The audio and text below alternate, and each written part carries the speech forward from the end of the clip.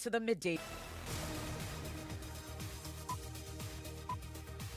The news is live on Joy 99.7 FM here in Accra. In Kumasi, we're live on Love 99.5 FM, together with a dozen, over 30 affiliates across Ghana's 16 regions, including Sun City Radio in Keta, A1 Radio and Dreams FM in Bolgatanga, Radio Justice in Tamale, Kaliao FM in Akachi, and ATL FM in Cape Coast. We have digital outlets that includes myjoy99.7 and, of course, Spotify in this edition. I have talked to my boss right now, so I have to go back home for now because I'm working from here to Awush because I don't know if I cross the road, I'm going to get car or not. Missed examinations, botched appointments and lateness to work. The impact of the nationwide strike by commercial transport operators who are today protesting the high cost of petroleum products. It's all about the prices of the fuel. We've been working, you work all throughout the week, and yet your money goes back to fuel. We're live in parts of the country as hundreds of commuters are left stranded with no means of transportation. And as controversy over e-levy rages, we'll hear from the Telecoms Chamber, which is proposing a reduction in the levy from 1.75% to 0.25%. One of the suggestions that we're making to government is that it would be good to start this at a lower rate than we want to do now. We have more from them, plus an update on ongoing discussions by the Finance Ministry on this particular levy. First Deputy Speaker of Parliament demands punitive sanctions against minority MPs involved in last week's chaotic scenes in the chamber following the rejection of a motion by NDC MPs challenging the approval of the 2022 budget. I think the members of Parliament who were identified as misconducting themselves must be made to go through the disciplinary procedure in Parliament. We have that, plus sports, and then later in showbiz. I am not going to read my manifesto because they have read portions of it. I see them as they will come and collect titles and go and sit at home. Musica does not need that. I will not choose Mr. Simons because he doesn't have what it takes to run an office. I have highlights of the first ever Musicians Union of Ghana Musica presidential debate. That and more here on the Midday News with me, Emefa Apau. Please stay for details.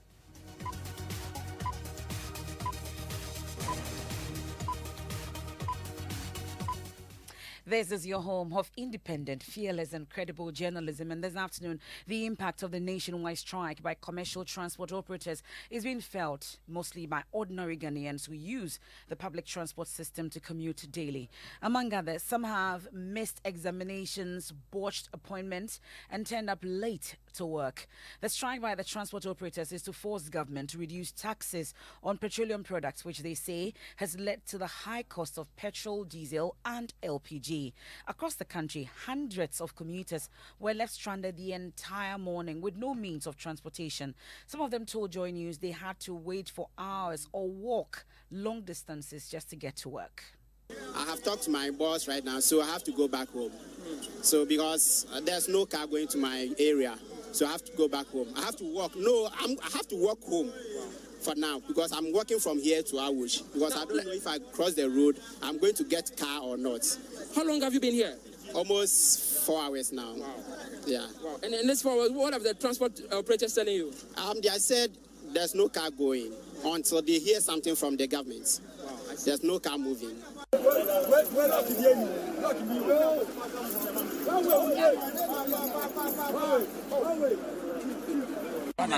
So one and when you're not in a woman. Oh, and I better me and run a meeting.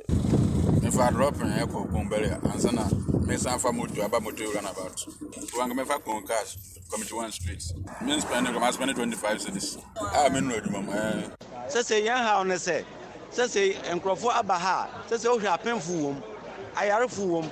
Obi also your bapping also okunu we biase akọ ne ma ho na wakọ wahwe na yaresa sesi a watu we wo ha ebini mo de da ha driver voice wo nko ka fofuru bi to sesi na emran so asore se wo be se ka no nti be sra ban se onhwe na mo onka kasapa bi nkire driver fo no yesra ban se Oma ni oma nko for my fisa ye mbe school mu se ye bu no one tot nti nkola iba etina na o mu sa akọ efe ya betina ha fiti ahemachi saa ka bia ntu say what 2 petrol ntin crofon ko yesra ban say o ma ne o man ko for my and then kwala no han because omu has say so mu treasures I was senka by now kwala no school as school for bebrebe wo ha say ya omu peka omu nyaka anti yesra ban say o ma ne o man ko from and say the o ka kire say so no ba petrol be ko from yesra no say ano no de bo bosia no fa sa no na ntuaka.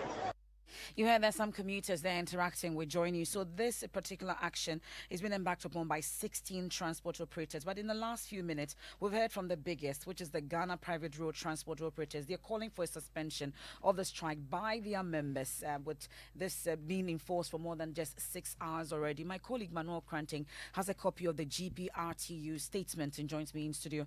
What are they saying? Also, MFR, the statement is signed by Godfred Abobri, who is the General Secretary of GPRT, and it reads that the internet strike, which was scheduled to take effect today, Monday, 6 December 2021, has been suspended.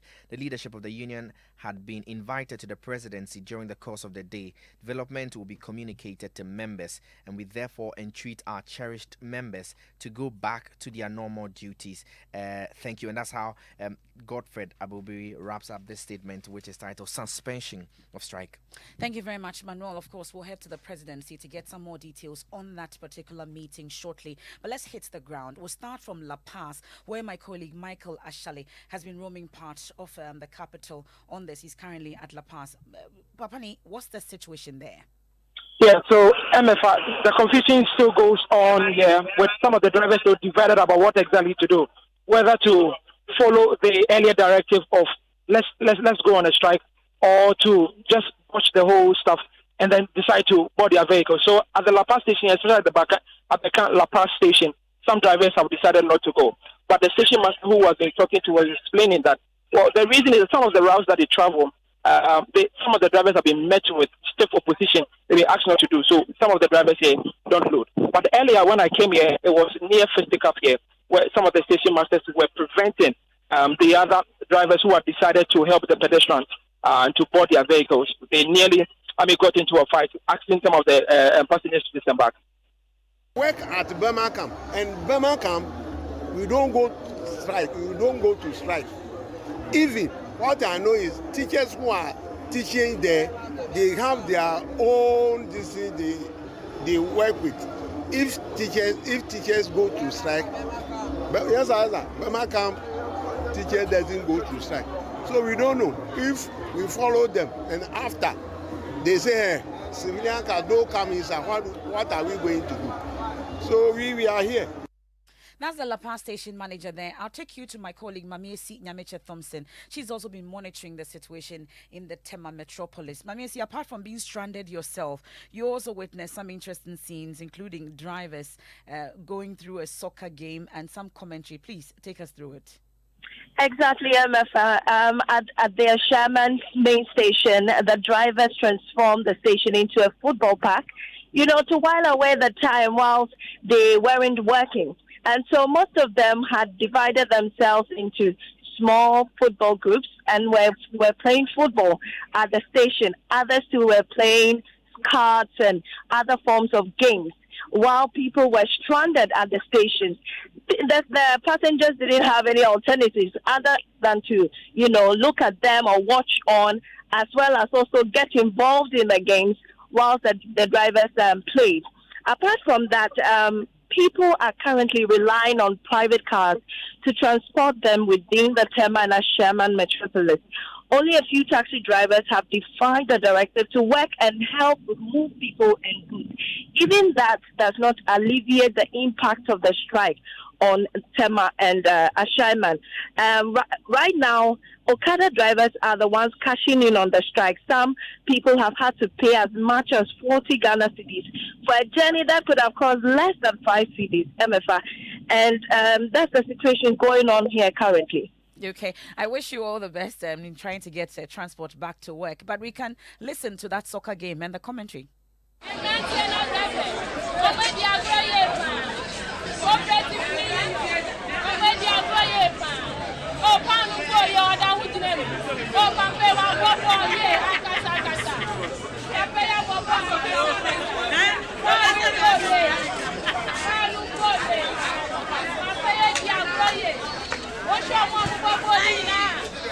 for some commentary there. Let's go to Kaswa now, where my colleague Faustina Safo, also stranded, joins us on the line. Fausti, we're told a police van has been transporting stranded passengers. Bring us up to speed on it. Indeed, MFR, it's quite frustrating this morning. I can see dozens of residents here stranded, all trying to get a vehicle to go to work. Some of them have been standing here for as long as 3 hours. Well, a police van just passed by a few minutes ago, and the police van, a policeman got down from the van, and he asked that if we're going on short distances like Amanfrom Junction and Tuba Junction, they could offer you a lift and drop you by the roadside. And so you could see dozens of people fighting to get a space inside the police van. But then that infuriated some of the drivers who feel that the police is trying to somewhat sabotage their strike action. And so that's the situation here at Kaswa. Dozens of people are still at the station as we speak right now, MFR. Okay. Some of them, a little boy we saw earlier, he was trying to make it to school. He has exams today. Unfortunately, he may have to miss that paper. That's my colleague Faustina Safo reporting in Kaswa. Let's head up north and join my colleague Martina Bugri. Martina, what can you report? The police have just arrested 6 people who were blocking parts of the route to stop drivers who want to work from working. As we speak now, they are being screened at the police headquarters, and they are going to take their details and send them to court this afternoon. That's basically what's happening. Now, these drivers, because they were stopping them from the stations from moving, they moved outside the station and they were flying the road, picking passengers. This group of boys went towards the Dungu area. That is the exit of Tamale, and then they blocked the road, stopping any vehicle that has loaded passengers across. And so police got a hint and moved into the area. They pleaded with them to stop at the arrested. Thank you very much. That's my colleague Martina Brugri. Let's visit Volta now, and the drivers say they will not return to work until government heeds their calls. It's all about the prices of the fuel. If we don't have our leaders have engaged with the authorities, and the results that come in is not positive. We've been working, you work all throughout the week, and yet your money goes back to fuel. We are pleading with the government. It should consider drivers. We are different unions. We have ProTour in this compound. Okay. We have GPRTU in this compound. Okay. We have cooperative in this compound. This has been the big lorry park within Aflawa. Some drivers there interacting with us from the Volta region to the Ashanti regional capital, Kumasi, enjoying it is learning that there's free movement of traffic with no sign of the strike. Nanaya Ojima joins us with more. Nanaya, how come? So this morning, the drivers tell me they received a message from their leadership telling them to go to work and not embark on a sit-down strike as it was earlier communicated to them. And that is the reason why this morning they were all on the road and going ahead with their business. So that's the situation in Kumasi. Thankfully, they have not witnessed, or that strike is not biting in Kumasi, I should say. Well, we've heard from the GPRTU. Out of the 16 transport operators, they have suspended the action, and we're told about a meeting at the presidency later today. And presidential affairs correspondent Elton Brobe joins me in studio. What are we learning? So in the last hour, we've been told that the meeting will take place at 4 p.m. at the Jubilee House, and all leadership of the transport unions will be there. On the government side, we have the Minister for Transport and the Minister for Energy, and they will seek to look at the situation as you have it on the table and what government can do to deal with this particular matter. So it's at 4 p.m. MFA. Thank you very much, Elton.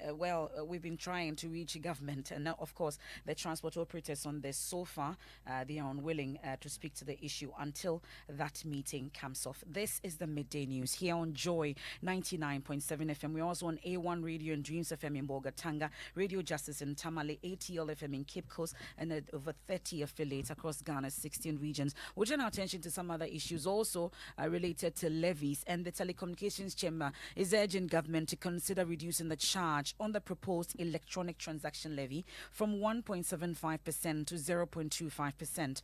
The levy, which has divided Parliament, is set for formal consideration, even though Joy99 is learning government has made some compromises likely to reflect in a reduction and omission of some of the items identified to be taxed. At a meeting with players in the telecommunications industry last week, the Chamber proposed a reduction and further urged the government to remove utility payment from the list of items captured to be taxed. Ken Ashigbe is Chief Executive Officer of the Telecoms Chamber. One of the suggestions that we're making to government is that it would be good to start this at a lower rate than we want to do now, because you know that even the charges that the electronic money issuers charge for their services, even the 1%, people complain about that. And some of the services, like when you do the merchant payments and all of that, it's even less than the 1%. Even that, people complain about that. So we think that if you want to start this, it would be great to start at a lower rate. So let's say at 0.25%, so that it's quite insignificant. So when people have to pay it. And then also, we also are proposing that if people went to pay at a merchant point, for example, Friday, it was just Friday that we had a meeting with the Bank of Ghana, with all the players within the banks, the EMIs, the fintechs, to discuss the universal QR code that government is pushing. So let's say you went to a wache seller, you were going to buy wache, and this wache seller has the QR code pasted there. And in 2022, so you were going to buy a wache of 10 cedis. And then for your 10 cedis wache, you are then asked that if you paid with your QR code, you have to pay 1.75. What will happen? That's Chief Executive of the Ghana Telecoms Chamber, Ken Ashigbe, there. But Finance Minister Ken Ofori-Atta is expected to amend some portions of the e-levy after what government sources say is as a result of concerns raised by some interest group. Well, the opposition NDC appears to be speaking with different voices on the matter. My colleague Kwekwa Sante has more in this report. It's been 2 weeks of jostling and near fisticuffs in the August House of Parliament as the controversy over the 2022 budget rages on. The key subject in contention is the e-levy, which has caused a significant divide in the House. There is a major confusion on where the House currently stands, with the NDC minority flip-flopping its stance. Their leader Haruna Idrisu claimed his stance had changed from no e-levy to a 1% e-levy. But having listened to officials in government, I was convinced to accept a departure from my original no to accepting a 1% e-levy. He came under a barrage of criticism. The minority leader has since changed his stance again, according to former Deputy Communications Minister Felix Ofusu-Kwakye. He will be joining all his 136 colleagues to reject this budget if all the 6 conditions we have tabled are not met in their current form, including 0% e-levy. This is the position of the minority leader as of this month. But this statement from Haruna Idrisu prompted Minority Chief Whip Muntaka Mubarak to release a statement affirming the NDC stance as a complete withdrawal of the e-levy. Speaking on Newsfile Saturday, Minority MP Sam George categorically stated their position as a 0% e-levy. But also speaking on the same show, Deputy Majority Leader Afenyo Markin expressed shock at the NDC stance, claiming there is a consensus on the e-levy among leadership of the House. Let Ghanaians know that on the e-levy, the NDC agrees with the MPP that we need that e-levy. Where we disagree is they want 1%, government says 1.75. So what's the current state of discussion on the e-levy after Parliament passed the budget? The Finance Minister is expected to announce what may be a final government position this week, according to a tweet from Majority Chief Whip Frank Anodompre. Well, Member of Parliament for South Dai, Roxanne Nelson Dapalmakbo says his side has resolved to vote against the e-levy. The tax is not per one human being. It's per transaction. So if you conduct your businesses in about five transactions in a day, you pay that amount of money or the percentage of 1.7 on each transaction. And if the transaction falls into a chain of about 3-4 transactions concerning the same amount of money, government is taking the 1.75 on each level of the transaction. And let me give you an instance. Somebody calls me and say, "Oh, MP, I'm in need," and so assist me with some school fees. I need 500 Ghana for my son, who is in a training college. So if I transfer the 500 Ghana to that person in my constituency, I lose 1.75 of the money. So if I intend the 500 to get to this person in, say, Sanga, I have to find the equivalent of the 1.75 before the 500 will get to this woman in Sanga. If the woman decides to send forward the money to the son in a training college in Hawaii, she must find. Exactly, but she doesn't have it. That's why she called me. It's the same 500. Exactly. So it's a real problem.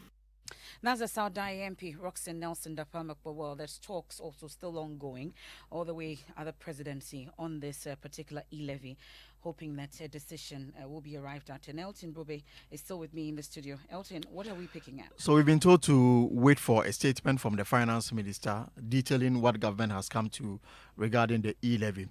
Now, what we've been told is that the bill is also ready. There has to be some kind of a final brush up with the president before it can be laid in parliament. When it is laid, then the full details will be known. But government is willing to come down to 1.5%. That's the information that we have picked. Also, utilities may not be taxed. Okay. And secondly, payment of salary through the banks may also not be affected by this introduction of the e-levy.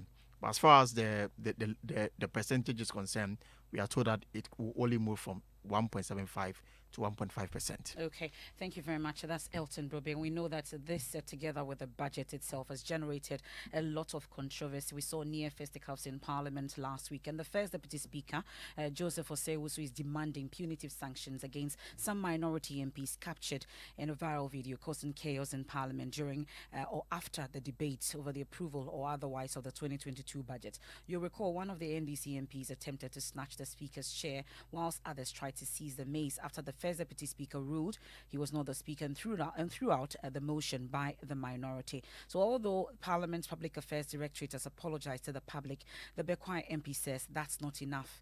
He spoke to me on the probe last night. As a leader, I think it's not sufficient.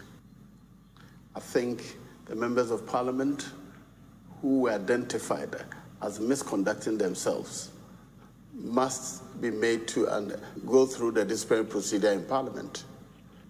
I'm totally opposed to this system of a few individuals misconduct themselves and the entire Parliament of 275 of us and our officers take responsibility for the misconduct of a few individuals. So yes, Ghanaians deserve an apology, but it shouldn't end there. Disciplinary procedure should be applied. From what we saw on Wednesday, for instance, many have said you contributed largely to it. You take that responsibility? Misconduct cannot be predicated on disagreeing with somebody's ruling. And that's one of the weaknesses of our system in this country. Rather than taking responsibility for what we did wrong or did not do right, we seek to blame somebody. If I played any role which was improper, let the rules of the House be used to deal with me. It has not licensed you to go and also misconduct yourselves and then blame me for your misconduct. The people who misconducted themselves were entitled to voice out whatever on the floor of the House anytime. Members of the House had the opportunity to speak at length across broad. It didn't have anything to do with whether you agreed with my decision or not. There are procedures. If you disagree with my decision, let's approach. There are standing orders have provisions for how to. That's the First Deputy Speaker of Parliament and Bekwai MP, Joseph Owusu, there speaking on the probe last night. We're listening to the Midday News here on Joy99.7 FM. We'll be talking about how people have mixed examinations, botched appointments, and lateness to work as the nationwide strike by commercial transport operators bite hard. We're going to return from the break. We have showbiz, and then also we'll talk about COVID and the highlights of the first ever Musicians Union of Ghana musical presidential debate. I'll bring you that as well. I am not going to read my manifesto because they have read portions of it. I see them as they will come and collect titles and go and sit at home. Musica does not need that. I will not choose Mr. Simons because he doesn't have what it takes to run an office.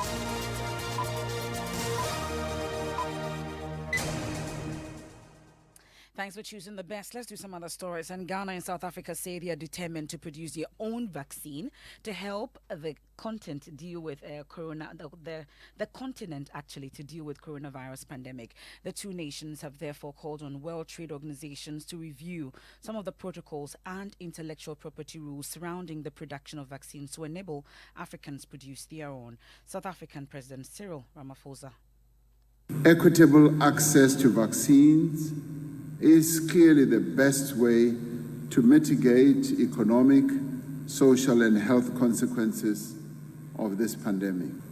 That is why South Africa, together with India, has co-sponsored a proposal at the World Trade Organization for a temporary TRIPS waiver to ensure access to COVID-19 vaccines and treatments.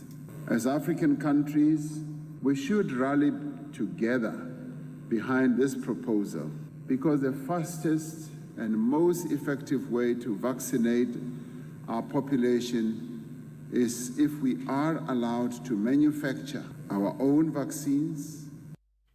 South African President Cyril Ramaphosa. Well, President Akufo-Addo endorsed the proposals by his South African counterpart and reviewed plans by his government to aggressively begin the process of producing the jabs in Ghana. We have entered the era of pandemics.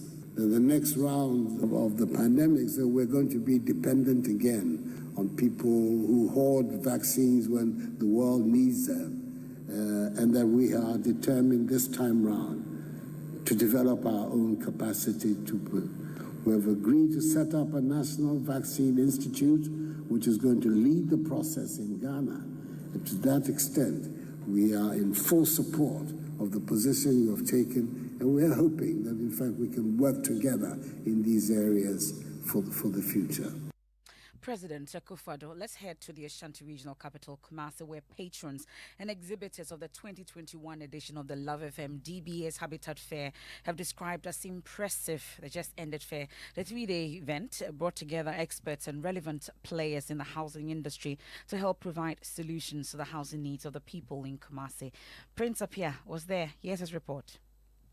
The Love FM DBS Habitat Fair has been an exciting 3 days for the exhibitors. So far, it has been good. We have people coming in to see the things we have, and they are happy about them. And our things are also affordable, so they're able to buy some for their kitchen. So I think it has been a great fair by all standards. We are at Golden Man Tech Limited. We manufacture slide gauge steel trusses and roofing sheets. That's the Love FM DBS Habitat Fair. Many thanks for being a part of it. And we turn our attention to showbiz and the first ever Musiga presidential debates powered by Joy Entertainment took place at the Labadi Beach Hotel last Saturday. The event featured aspirants Henry Bessa-Simons, Deborah Freeman, and Ras Caleb Apia Levi, who battled with their plans and ideas in an attempt to convince delegates to throw their weight behind them in the January 2022 Musica elections. Here are some highlights from the event. We all know our regional offices needs to be strengthened. So what I am going to do is we're going to strengthen them by giving them all the office equipments that they need. We will rigorously advocate for the rights of musicians to make sure that they have fair royalties, to make sure that there's no infringement on copyright laws. They have crucified the union, and they are sitting down here saying nice things. I am not going to read my manifesto because they have read portions of it. The reason why I won't choose Ras is that I got him an office. Now, as we speak, he hasn't taken over. I have collected his percentage for him. He hasn't been able to come and collect it. My sister here, for Obo's last term, she never worked. I see them as they will come and collect titles and go and sit at home. Musica does not need that. I will not choose Mr. Bessa-Simons because he doesn't have what it takes to run an office or an administration. He might be a fantastic keyboardist, but obviously he doesn't have I would not choose Raz because, number one, he's a litigant. So maybe one day when we come to the office and I'm not able to get him water to drink, he will sue me. I can't work with any of them. Why? Because they already belong to a corrupt regime.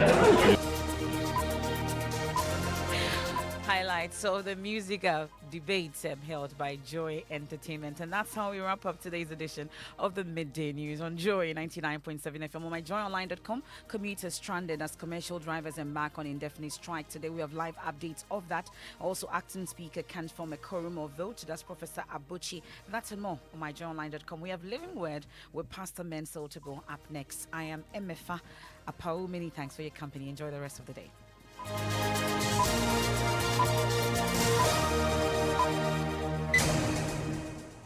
Joy 99.7 FM, radio for the discerning listener. When you want it, just Momo it. When you tire for the long queue in the supermarket, just Momo it. And when you really want that beautiful new blouse too, just Momo it. And when you won't get that trim, when you go get fresh to impress, you know who, just Momo it. And when you need to pay that your utility bill and domestic staff set, just